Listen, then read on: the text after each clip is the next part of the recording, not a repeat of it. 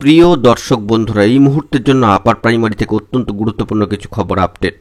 কার্যত 6 দফা কাউন্সেলিং নিয়ে এবার নানাবিধ প্রশ্ন জল্পনা কিন্তু উঠে আসছে ওয়েটিং বন্ধুদের জন্য গুরুত্বপূর্ণ পদক্ষেপ। কিছু ব্রেকিং নিউজ থাকছে, আর্জেন্ট ভিডিওতে, তাই ক্রিয়েট করতেই হচ্ছে আপনাদের জন্য।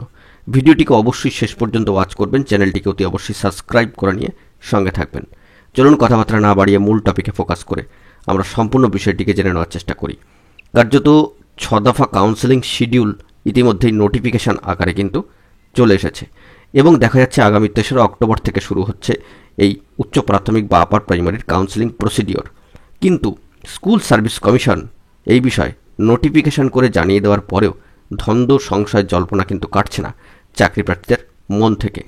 জয়নিংয়ের অপেক্ষায় যে সমস্ত চাকরি প্রার্থীরা রয়েছেন, যারা প্রথম দফায় প্রায় 8,900 মতো প্রার্থী ইতিমধ্যেই কাউন্সেলিং সমাপ্ত করে স্কুলটি চুজ করে ফেলেছিলেন এবং স্কুল দেখেও এসেছিলেন, তাদের ক্ষেত্রে নানাবিধ প্রশ্ন থাকছে এবং জল্পনাও তৈরি হচ্ছে ওয়েটিং বন্ধুদের মনেও।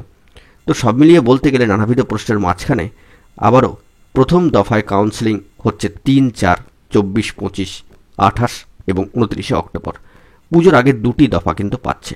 কার্যত মোট 6টি দফা এখানে শিডিউল নোটিফিকেশন অনুযায়ী কিন্তু দেখতে পাওয়া যাচ্ছে। কাউন্সেলিং হচ্ছে স্কুল সার্ভিস কমিশনের যে খোদ দপ্তর প্রধান কার্যালয়। 4 অক্টোবর বাদে অন্যান্য সমস্ত দিন কাউন্সেলিং শুরু হবে সকাল 10:30 থেকে। 4 অক্টোবর কাউন্সেলিং হবে দুপুর 2টো থেকে। কিন্তু মূল প্রশ্ন জল্পনা হলো এটাই যে পুজোর আগে 2টি দফা তো থাকছে এবং কেবলমাত্র 2টি বাংলা মাধ্যমের স্কুল ছাড়া বাকি সমস্তই কাউন্সেলিং হচ্ছে, কিন্তু ইংরেজি, উর্দু, তেলেগু, নেপালি এবং হিন্দি মিডিয়ামের ক্ষেত্রে স্কুলের জন্য। স্কুল সার্ভিস কমিশনের সম্মানীয় চেয়ারম্যান সাহেব সম্মানীয় সিদ্ধার্থ মজুমদার মহাশয় বলেন যে নভেম্বর মাস থেকে শুরু হবে বাংলা মাধ্যমের স্কুলের কাউন্সেলিং। তো বুঝতেই পারছেন সম্মানীয় চেয়ারম্যান সাহেবের কোট আনকোট যে বার্তা উঠে আসছে। সম্মানীয় চেয়ারম্যান সাহেব সিদ্ধার্থ মজুমদার মহাশয় বলেন কোট আনকোট যে নভেম্বর মাস থেকে শুরু হবে বাংলা মাধ্যম স্কুলের কাউন্সেলিং। তো এই প্রসেসটা যে কিছুটা হলেও যে একটু মন্থর গতি পাচ্ছে সেটা কিন্তু বোঝাই যাচ্ছে। এবার কাউন্সেলিংয়ের পাশাপাশি প্রার্থীদের সুপারিশপত্র দেওয়া হবে, বাকি থাকবে শুধু নিয়োগপত্র পাওয়া। সুপারিশপত্রে লেখা থাকবে কোন স্কুলে প্রার্থী যোগ দেবেন, সেই স্কুলের নাম। সেই সুপারিশপত্র নিয়ে প্রার্থীকে স্কুলে যেতে হবে, স্কুল থেকে নিয়োগপত্র পাবেন প্রার্থীরা। একটা সিস্টেমেটিক প্রসেস বা প্রসিডিওর, বুঝতেই পাচ্ছেন। উচ্চ প্রাথমিকের চাকরি প্রার্থীরা জানাচ্ছেন মহামান্য কলকাতা হাইকোর্টের ডিভিশন বেঞ্চের 11 নম্বর কোর্টের নির্দেশ 28 আগস্ট নির্দেশ দিয়েছিলেন যে 4 সপ্তাহের মধ্যে মেধা তালিকা প্রকাশ করে তারপরে 4 সপ্তাহের মধ্যে কাউন্সেলিং শেষ করতে হবে। সেই অনুযায়ী অক্টোবরের মধ্যে সব কাউন্সেলিং শেষ হওয়ার কথা, কিন্তু বর্তমান সূচি অনুযায়ী ওই সময়ের মধ্যে তা হচ্ছে না। তাদের আশা দ্রুত সব প্রার্থীর কাউন্সেলিং শেষ করতে উদ্যোগী হবে স্কুল সার্ভিস কমিশন। অর্থাৎ এই প্রসিডিওরকে মেনটেন করে কিন্তু এগোতে হবে। তো 29 অক্টোবর পর্যন্ত যে কাউন্সেলিংগুলি হবে তার মধ্যে একদিন শুধুমাত্র বাংলা মাধ্যমের কাউন্সেলিং, সেটা 25 অক্টোবর বাংলা মাধ্যমে আরবি বিষয়ের কাউন্সেলিং। বাংলা মাধ্যমের বাকি বিষয়গুলি কাউন্সেলিং দিনক্ষণ ঘোষণা করবেন পরবর্তী ক্ষেত্রে স্কুল সার্ভিস কমিশন। 1 অক্টোবর থেকে কাউন্সেলিংয়ের ইন্টিমেশন লেটারটি কিন্তু ডাউনলোড করা যাবে এবং কমিশনের ওয়েবসাইটে স্কুল ভিত্তিক শূন্যপদের হিসেব দেওয়া হবে সেই দিন থেকেই। শূন্যপদ অনুযায়ী পছন্দের স্কুল বাছাই করতে পারবেন বা বেছে নিতে পারবেন কাউন্সেলিংয়ে প্রার্থীরা। এবারে আসা যাক যে ওয়েটিং বন্ধুদের ক্ষেত্রে কি পদক্ষেপ।